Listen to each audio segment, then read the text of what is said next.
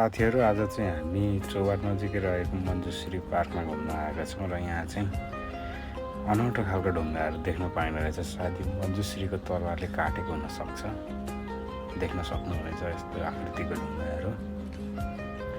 यहाँनिर चाहिँ zip line खेल्ने ठाउँ रहेछ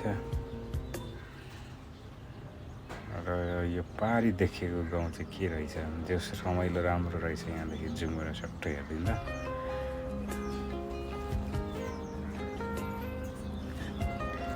यहाँनिर चाहिँ एकान्तमा आएर बस्ने ठाउँ एकदमै राम्रो रहेछ साथीहरू। ल गजब।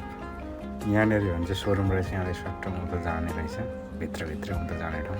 यो चाहिँ मञ्जुश्रीको तरवारले काटेर यसरी खोला निकालेको भन्ने कुरा सुनेको थिएँ र काठमाडौँ उपत्यकादेखि बाहिरिने नदी भनौँ न, बागमती नदी।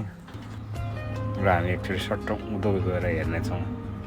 यहाँ ओह्रालो जाने बाटो रहेछ, व्यवस्थित सिडी बनाइदिएको रहेछ। ल साथीहरू, मञ्जुश्रीको तरवारले काटेर बनायो खोलाको आकृति हेर्नुहोस्।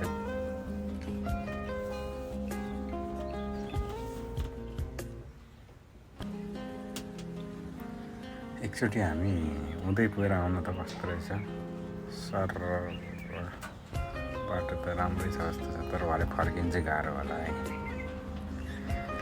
सट्ट के छ उँधो बाटो त राम्रो व्यवस्थितै बनाइदिएको रहेछ।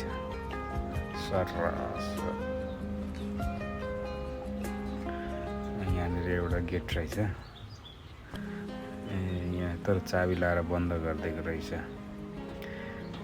यहाँ पारी चराको गुँडहरू जस्तो लाग्यो सायद।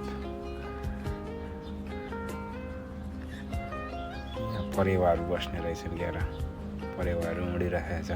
परेवाको गुँड होला, तर आकृति चाहिँ दामी।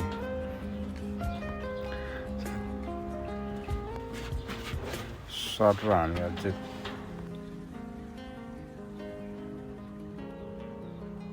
यहाँनिर सर के रहेछ भित्रपट्टि हेरिदिउँ। मूल गुफा प्रवेशद्वार मात्र रहेछ। र फेरि हामी फर्केर उँधै आएका छौँ अघि जिप लाइन खेल्ने